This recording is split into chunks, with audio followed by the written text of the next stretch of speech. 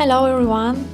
In this lesson, we begin the process of creating an illustration. We will be working with colors like indigo, tracing paper with this tape take about a couple of hours. On tracing paper, you get softer color. The space with dark color so that the flowers breathe and leave space. As of the stem with thin stripes. We trace what is missing for harmony's composition. For example, we can see that it's true to make a silhouette and carefully draw a line. The transparent effect that we wanted. Thank you and see you in the next lesson.